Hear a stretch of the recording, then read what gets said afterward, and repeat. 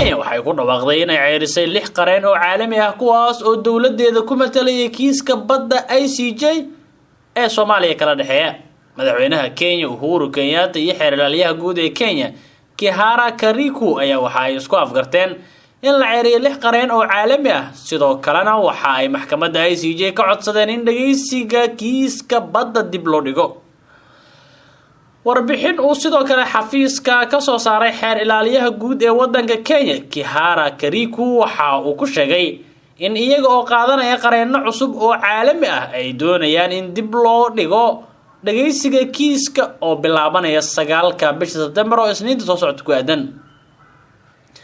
qareenada ee Kenya iska ceyrisay waxa ay kala yihiin Bayan Akavana oo u dhashay Mareykanka, Low oo u dhashay wadanka Ingiriiska, Alan Boyle oo u dhashay Ingiriiska, Mathaye Fartu oo u dhashay Faransa, Master Karim Khan oo u dhashay UK iyo waliba Am Sandres oo u dhashay isla wadanka Ingiriiska. Dawladda Soomaaliya ayaa waxay iska diiday sheegashada Kenya ee biyaha Soomaaliya waxaana ay dacweysay sanadkii 2014. ICJ waxay ku dhawaaqday in kiiskan kama dambays dhageysan doonto 9ka bisha September. lana soo xiri doono dhageysiga 13ka bisha isla markaana go'aan kama dambaysa laga soo saarayo. dhinaca kalena dawladda federaalka Soomaaliya waxa ay si cad uga hortimid dalab ka yimid Kenya oo ku aadan in dib loo dhigo dacwadda badda. dhanka diblomaasiyadda oo ka tirsan dawladda Soomaaliya ayaa u sheegay qubanaha wararka inay u arkaan tallaabadaasi waqti lumis. maxkamadda cadaaladda adduunka ICJ waxay dhageysiga galkan mudaysay 9ka bisha September ee sanadkan 2019 waxayna socon doontaa ilaa 13ka. xukuumadda Nairobi waxa ay qeyl uga dhigtay codsigeeda inay u baahan tahay waqti dheeraad ah oo ay ku soo xulato kooxdeeda difaaca uga qaybgalaysa. lama yaqaano waxa uu noqon doono mowqifka ay xeerbeegtida hoostaga qaramada midoobay ee fadhigoodu yahay Holland ka qaadan doonaan soo jeedinta Kenya iyo diidmada Soomaaliya. dacwadda dalalka dariska iyo dhex taalo ayaa waxa ay ku aadan tahay goob badkeeda lagu sheegay 100 kiiloomitir oo isku wareega, halkaas oo hodan ku ah kheyraadka sida gaaska iyo shidaalka. dawladda federaalka Soomaaliya waxa ay dacwadan gudbisay bishii August sanadkii 2014 kadib markii ay fashilmeen dadaalo la doonayay in wada hadal lagu dhameeyo arrinka. Kenya ayaa tan iyo xilligaas waxa ay ku naawilaysay in kiiskan lagu dhameeyo meel ka baxsan maxkamadda, taasi oo u muuqata mid karaar siisay bilooyinkii u dambeeyay.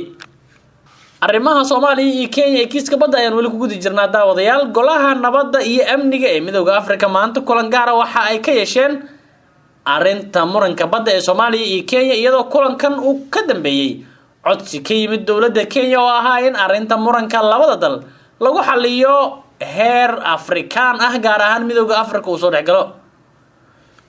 kulanka gaarka ah ee golaha nabadda iyo amniga Midowga Afrika ayaa waxa warbixino looga dhageystay wafuudka la matalaya Kenya iyo Soomaaliya, iyadoo markii warbixinada laga dhageystayna labada dal banaanka u baxeen si goluhu uga doodo. golaha nabadda iyo Midowga Afrika ayaa Khamiista berri ah waxay yeelan doonaan dood kale oo arrintan ku saabsan, waxaana ay toddobaad kadib soo saari doonaan warmurtiyeed ku cad arrinka ay gaareen. wasiir dowladda wasaaradda arrimaha dibadda Soomaaliya Cabdiqaadir Axmed Khayr oo kulanka ka hadlay ayaa warbixin waxa uu ka siiyay heerarka ay soo martay dacwadda, isagoo cadeeyay inaan xilligan loo baahnayn in dacwadda taala ay marto hay-ado kale ayna doonayaan in laga warso go'aanka ICJ. sidoo kale wasiir dowladda arrimaha dibadda Soomaaliya golaha waxa uu sheegay in dacwadda Kenya iyo Soomaaliya ay muddo 5 sano ah hortaala maxkamadda, muddadaasna ay golaha la hor keenin, isla markaana xilligan oo toddobaad ka harsan tahay dhageysiga dacwadda ee maxkamadda ICJ aysan wax sax ahayn in golaha la hor keeno. arrintaasna ay carqaladeynayso dhageysiga dacwadda ee loo balansan yahay 9ka bisha September. waxa uu tilmaamay inaanay marnaba Soomaaliya ka laaban doonin dacwadda taala maxkamadda, kiiskana loo baahan yahay in uu ku xalismo maxkamadda dhexdeeda, isla markaana aanay marna ka tanaasuleynin go'aanka dacwadda badda ee hortaala ICJ. dawladda Kenya ayaa galaangal badan waxay ugu jirtay in dacwadda taala maxkamadda ICJ laga wareejiyo oo qaab wada hadal lagu xaliyo muranka labada dal, isla markaana ay Kenya ogaatay inaanay wax libin ah ka helaynin dhageysiga dacwadda taala maxkamadda ku taala wadanka Holland. si kastaba ha ahaatee dawladda Kenya waxa ay ka dalbatay maxkamadda cadaaladda adduunka in dib loo dhigo dhageysiga dacwadda maalinta Isniinta ee taariikhdu tahay 9ka bisha September si ay qareeno cusub u qabsato arrintaas oo aan weli dhinac loo dhigin.